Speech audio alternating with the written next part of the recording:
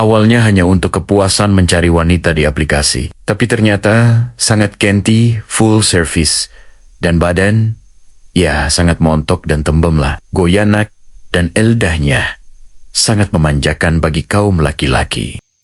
Malam itu, hujan turun pelan. Aku sedang bosan menelusuri aplikasi chatting yang bahkan jarang kugunakan. Sampai akhirnya, aku melihat satu profil yang berbeda. Namanya Naya. Foto profilnya sederhana, tidak berlebihan. Tidak seperti kebanyakan yang mencoba terlalu keras, terlihat sempurna. Ada sesuatu yang membuatku berhenti. Aku mengirim pesan singkat. Laki apa? Balasannya tidak cepat. Hampir 1 jam kemudian. Kerja, singkat, dingin, tapi justru membuatku penasaran. Aku tidak tahu saat itu bahwa kerja yang dia maksud bukan pekerjaan biasa. Hari-hari berikutnya, kami mulai sering berbicara. Tidak intens, tapi cukup untuk membuatku terbiasa melihat namanya muncul di layar. Dia bukan tipe yang banyak bicara, tapi setiap kata yang dia tulis terasa jujur. Suatu malam aku bertanya, kerja apa sih sebenarnya? Lama dia tidak membalas. Tadinya aku pikir dia tidak akan menjawab, tapi akhirnya pesan itu muncul. Kerja malam. Aku diam. Aku tidak bodoh. Aku tahu maksudnya. Tapi anehnya, aku tidak langsung menjauh. Justru, aku semakin ingin mengenalnya. Semakin lama kami berbicara, semakin aku sadar hidupnya tidak seindah foto profilnya. Dia tidak pernah bercerita panjang, tapi potongan-potongan kecil yang dia bagikan cukup untuk membuatku mengerti. Dia bekerja bukan karena ingin, tapi karena harus. Ada keluarga yang bergantung padanya. Ada keadaan yang memaksanya memilih jalan itu. Kalau aku punya pilihan lain, aku juga nggak mau begini. Tulisnya suatu malam. Aku membaca pesan itu berkali-kali. Untuk pertama kalinya, aku tidak melihatnya sebagai wanita malam. Aku melihatnya sebagai manusia. Kami akhirnya sepakat untuk bertemu. Aku sempat ragu, tapi rasa penasaran lebih besar. Kami bertemu di sebuah kafe kecil yang agak sepi. Ketika dia datang, aku hampir tidak mengenalinya. Dia terlihat berbeda, lebih sederhana, lebih nyata, tidak seperti bayangan yang selama ini kubangun di kepala. Kamu beda ya, kataku. Dia tersenyum kecil. Aku memang beda kalau lagi nggak kerja. Malam itu, kami berbicara lama.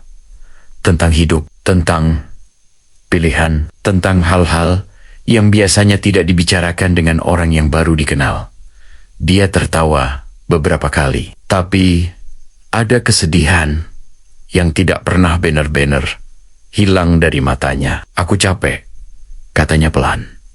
Kalimat itu sederhana, tapi terasa berat. Aku tidak tahu harus menjawab apa. Jadi, aku hanya mendengarkan.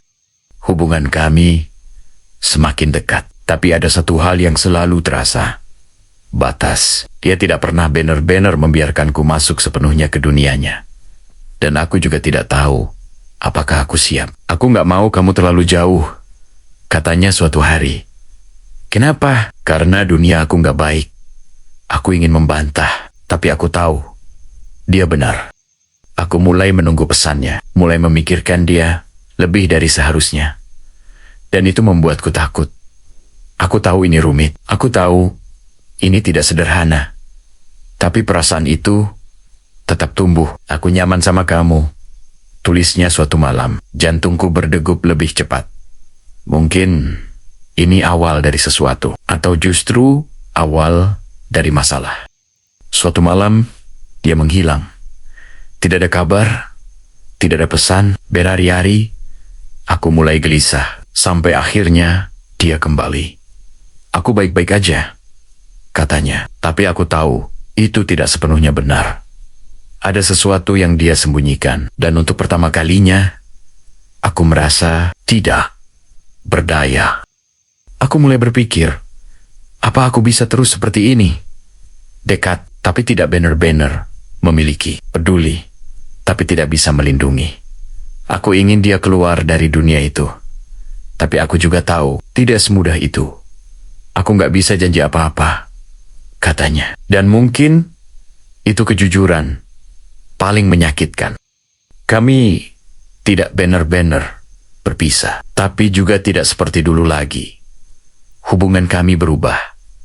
Lebih tenang, lebih tapi anehnya, lebih nyata. Sampai hari ini, aku masih sesekali melihat namanya muncul di layar. Dan setiap kali itu terjadi, aku selalu ingat satu hal. Kadang, kita bertemu seseorang bukan untuk dimiliki, tapi untuk mengajarkan kita tentang kehidupan dengan cara yang tidak pernah kita bayangkan. Aku mulai terbiasa dengan kehilangannya. Bukan berarti aku tidak peduli lagi. Justru sebaliknya, aku belajar menahan diri untuk tidak terlalu berharap. Sampai suatu malam, sekitar pukul 2 pagi, ponselku bergetar. Namanya muncul lagi. Nggak tidur. Aku menatap layar cukup lama sebelum membalas. Belum. Kamu? Lama sekali dia mengetik seperti sedang memilih kata. Aku lagi di luar. Capek banget. Aku bisa membayangkannya. Jalanan malam, lampu-lampu kota, suara kendaraan yang tidak pernah benar-benar hilang. Dan dia ada di sana, menjalani hidup yang tidak pernah kupahami sepenuhnya. Jaga diri ya, tulisku. Balasannya singkat. Iya, tapi entah kenapa, malam itu terasa lebih berat dari biasanya. Beberapa hari kemudian, dia tiba-tiba mengirim pesan panjang. Tidak seperti biasanya. Aku kadang pengen cerita, tapi takut kamu berubah. Aku langsung duduk tegak. Cerita aha. Aku dengerin. Dan untuk pertama kalinya, dia benar-benar membuka diri tentang bagaimana awalnya dia masuk ke dunia itu. Tentang keputusan-keputusan sulit yang diambil. Tentang rasa bersalah yang terus dia bawa setiap hari. Aku gak bangga sama hidup aku, tulisnya. Aku membaca pesan itu perlahan. Hati-hati, seolah setiap kata punya beban. Aku juga manusia, tapi kadang aku ngerasa kayak bukan siapa-siapa. Aku menarik napas panjang. Kamu tetap kamu. Dan itu cukup, balasku. Lama dia tidak menjawab. Lalu satu pesan muncul. Makasih. Kami bertemu lagi. Tapi, kali ini tidak seperti sebelumnya. Dia terlihat lebih lelah. Matanya saju, senyumnya masih ada, tapi tidak sehangat dulu. Kamu kelihatan capek, kataku. Dia tertawa kecil.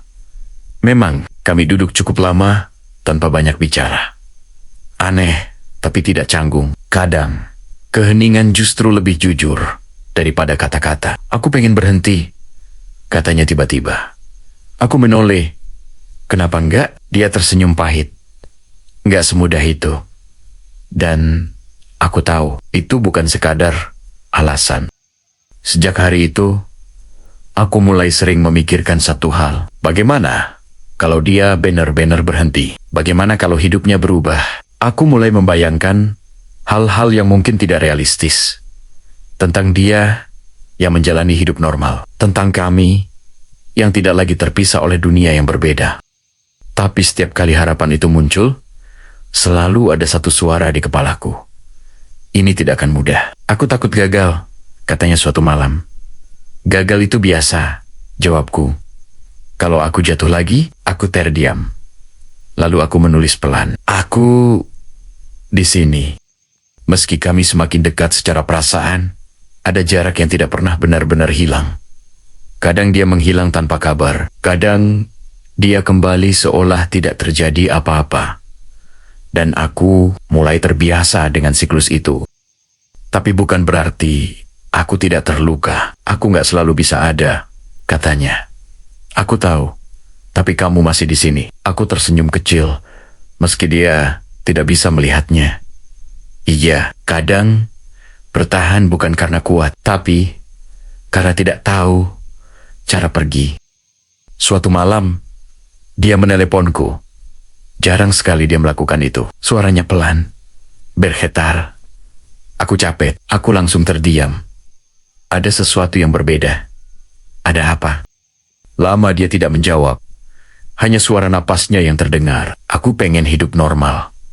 Kalimat itu membuat dadaku sesak. Untuk pertama kalinya, aku benar-benar merasakan betapa berat hidup yang dia jalani. Kamu bisa, kataku pelan. Aku takut, aku memejamkan mata.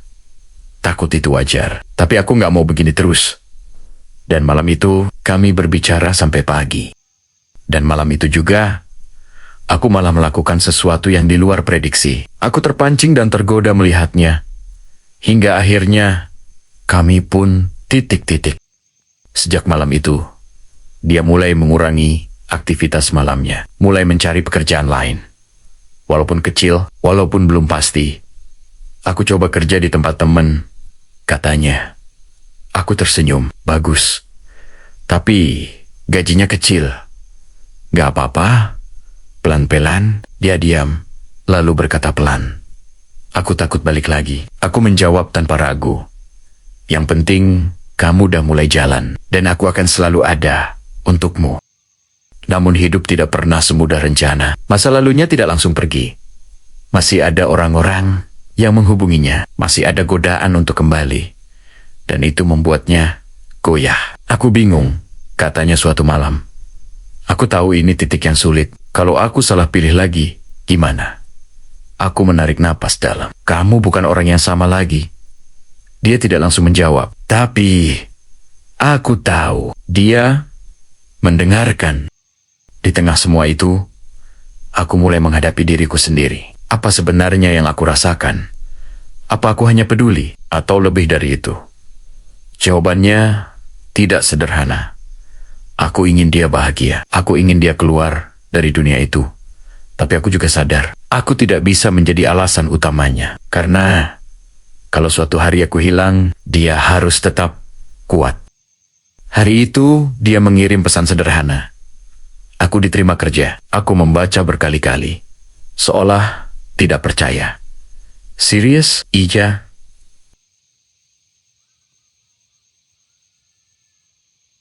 Untuk pertama kalinya, setelah sekian lama, aku merasakan sesuatu yang ringan. Bukan karena semuanya sudah selesai, tapi karena akhirnya ada arah. Dan mungkin, untuk pertama kalinya, masa depan tidak terasa sekelam dulu. Aku benar-benar berpikir semuanya akan berubah setelah dia mendapatkan pekerjaan baru. Aku membayangkan hidupnya akan perlahan menjadi lebih ringan. Tidak perlu lagi keluar malam. Tidak perlu lagi menghadapi hal-hal yang selama ini selalu ia hindari dalam ceritanya. Tapi kenyataannya tidak seperti itu. Justru di awal perubahan itulah semuanya terasa paling berat. Aku belum terbiasa, katanya suatu malam. Aku bisa merasakan kelelahan dalam kalimat itu. Bukan sekadar lelah fisik, tapi juga lelah secara mental. Seolah ia sedang memaksakan dirinya masuk ke dunia yang selama ini terasa asing. Rutinitas barunya jauh berbeda. Bangun pagi, bekerja di tempat yang penuh orang, mengikuti aturan, menjaga sikap, menahan diri. Hal-hal yang mungkin bagi orang lain biasa saja, tapi tidak untuknya. Aku harus pura-pura jadi orang lain. Lanjutnya, aku terdiam cukup lama sebelum menjawab, kamu nggak harus jadi orang lain. Kamu cuma lagi belajar jadi versi baru dari diri kamu. Dia tidak langsung membalas. Dan entah kenapa, aku tahu perjalanan ini baru saja dimulai.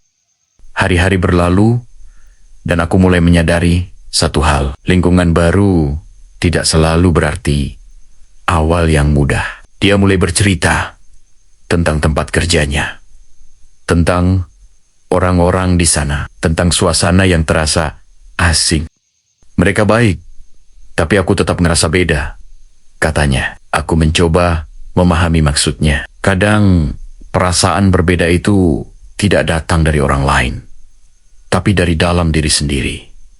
Beda gimana? Aku kayak bukan bagian dari mereka. Kalimat itu sederhana, tapi terasa dalam. Aku bisa membayangkan bagaimana ia berdiri di antara orang-orang yang hidupnya mungkin jauh lebih rapi, lebih normal, sementara ia membawa masa lalu yang berat. Kadang aku ngerasa mereka bisa lihat masa lalu aku, katanya lagi. Padahal mungkin tidak ada yang tahu. Tapi perasaan itu tetap nyata, dan itu yang membuatnya semakin tertekan. Semakin lama, Aku mulai melihat perubahan dalam dirinya. Dia jadi lebih sering meragukan diri sendiri. Hal-hal kecil yang dulu mungkin tidak ia pikirkan, sekarang terasa besar. Aku takut salah, katanya suatu malam. Salah itu wajar, jawabku. Tapi kalau aku terus salah? Aku menarik napas panjang. Percakapan seperti ini mulai sering terjadi. Bukan lagi tentang masa lalunya saja, tapi tentang dirinya sendiri. Tentang rasa tidak percaya diri yang perlahan muncul. Aku kayak nggak pantas ada di sini, katanya pelan. Kalimat itu membuat dadaku terasa sesak. Karena aku tahu, itu bukan sekadar pikiran sesaat. Itu luka lama yang belum benar-benar sembuh. Hubungan kami mulai terasa berbeda. Bukan karena kami menjauh, tapi karena emosi kami mulai tidak sejalan. Aku capek, katanya suatu malam. Kamu baru juga mulai, masa udah nyerah? Jawabku tanpa berpikir panjang. Dan disitulah kesalahan itu terjadi. Dia diam lama sekali. Sampai akhirnya dia membalas, kamu gak ngerti. Aku langsung menyesal. Bukan karena kata-kataku salah sepenuhnya, tapi karena aku mengatakannya tanpa benar-benar memahami perasaannya. Aku cuma mau kamu kuat, kataku, mencoba memperbaiki. Aku capek disuruh kuat terus. Kalimat itu seperti menamparku. Mungkin selama ini aku terlalu fokus pada hasil, pada bagaimana dia harus berubah. Tapi aku lupa bahwa dia juga manusia yang bisa lelah. Setelah malam itu, semuanya terasa sedikit berbeda. Kami masih berbicara, masih saling menyapa, tapi tidak sedalam dulu. Ada jeda di setiap percakapan, ada kehati-hatian yang sebelumnya tidak ada. Aku mulai merasa kehilangan sesuatu, bukan dia, tapi kedekatan yang dulu terasa begitu alami. Dia juga mulai sibuk dengan rutinitas barunya, dan aku mulai belajar untuk tidak selalu menunggu. Tapi jujur saja, itu tidak mudah. Lalu datang malam itu. Malam ketika dia menghilang lagi. Bukan hal baru, tapi tetap saja membuatku gelisah. Aku mencoba mengalihkan pikiran, tapi tidak bisa. Sampai akhirnya, beberapa hari kemudian, dia kembali. Aku ketemu orang lama, katanya. Aku membaca pesan itu dengan perasaan campur aduk. Orang lama, aku tahu maksudnya. Terus, tanjaku. Lama sekali dia tidak menjawab, dan semakin lama dia diam, semakin banyak kemungkinan buruk yang muncul di kepalaku. Aku cuma ngobrol, akhirnya dia membalas. Tapi aku tahu, ceritanya tidak sesederhana itu. Beberapa saat kemudian, dia mengirim pesan lagi. Aku hampir balik lagi. Aku membeku, aku tidak tahu harus merespons bagaimana. Sebagian dari diriku ingin marah. Sebagian lagi hanya ingin memahami. Kenapa? Akhirnya aku bertanya. Karena di sana, aku nggak perlu mikir banyak. Jawaban itu jujur. Dan justru, itu yang membuatnya menyakitkan. Aku capek jadi orang baru. Lanjutnya, aku menatap layar lama. Untuk pertama kalinya, aku benar-benar merasa, mungkin aku tidak cukup untuk membantunya. Hari itu, aku mulai mempertanyakan semuanya. Tentang aku, tentang dia, tentang hubungan ini. Apa aku benar-benar membantu, atau hanya menjadi tempat dia kembali saat semuanya terasa berat? Kamu mau aku tetap di sini? Tanyaku suatu malam. Pertanyaan itu keluar begitu saja. Mungkin karena aku lelah. Mungkin karena aku butuh kepastian. Dia tidak langsung menjawab. Dan itu sudah membuatku takut. Aku nggak tahu, katanya akhirnya. Jawaban yang jujur, tapi juga menyakitkan. Setelah itu, aku mulai berubah. Aku tidak lagi seaktif dulu. Tidak lagi selalu menunggu. Bukan karena aku tidak peduli, tapi karena aku mulai menjaga diriku sendiri. Aku mulai menyadari sesuatu, bahwa membantu seseorang tidak berarti harus mengorbankan diri sendiri. Dan mencintai seseorang tidak selalu berarti harus bertahan dalam ketidakpastian. Aku masih ada untuknya, tapi tidak lagi sepenuhnya. Dan keputusan itu terasa berat. Terasa berat. Suatu malam, dia kembali menghubungiku. Aku lagi berusaha. Pesan itu sederhana, tapi terasa tulus. Aku menatap layar lama.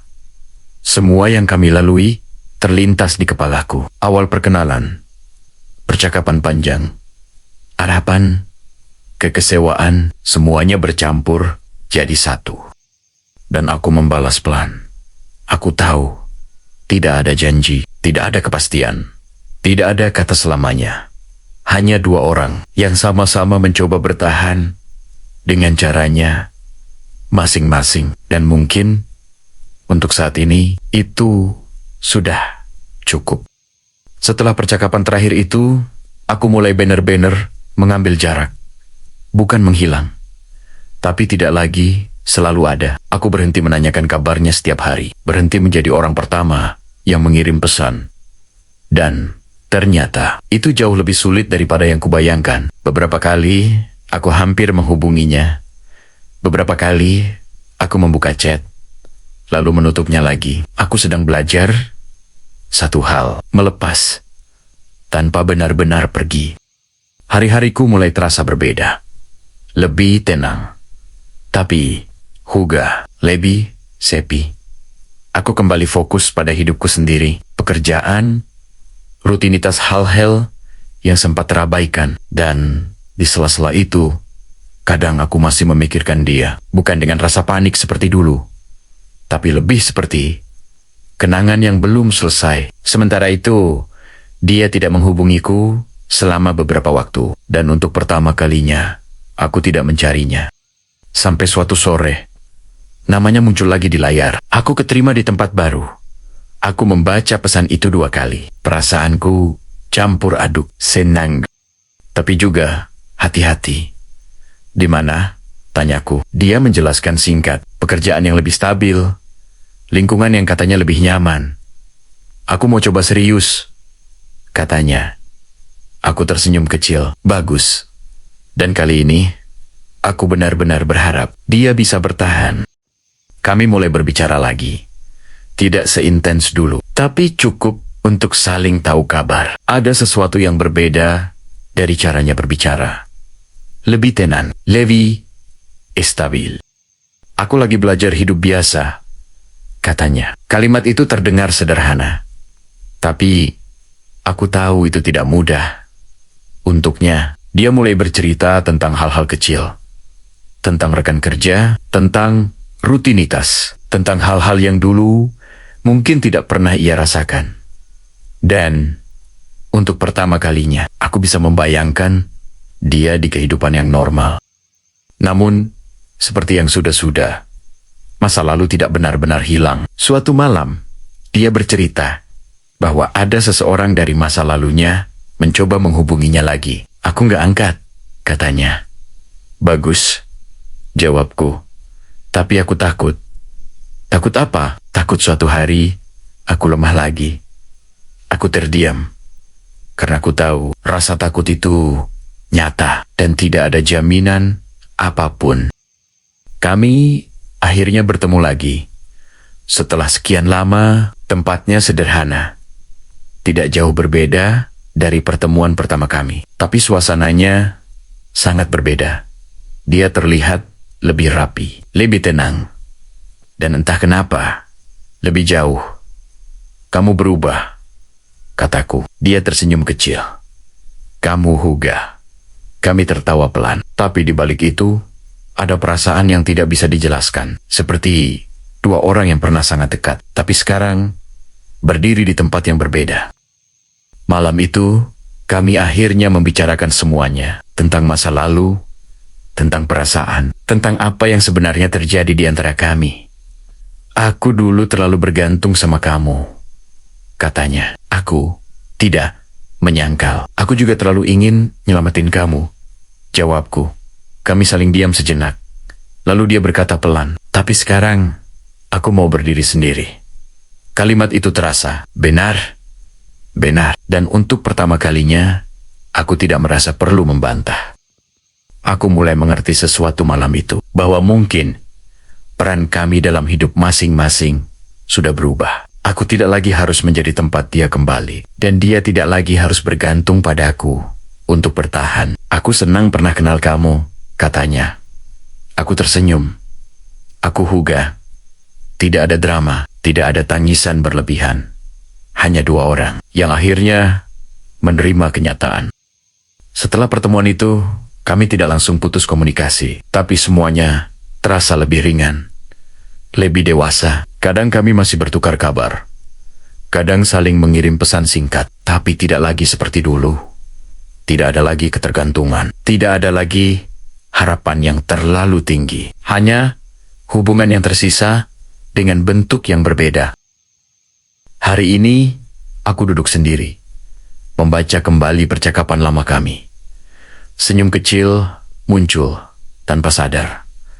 Banyak hal yang terjadi, banyak emosi yang pernah aku rasakan. Dan semua itu nyata. Kami tidak berakhir bersama, tapi juga tidak benar-benar hilang. Dan mungkin itu yang paling jujur, bahwa tidak semua hubungan harus berakhir dengan memiliki.